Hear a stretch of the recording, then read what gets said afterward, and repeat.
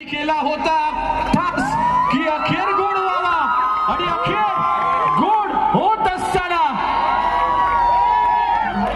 धर्मवीर प्रतिष्ठानच्या माध्यमातून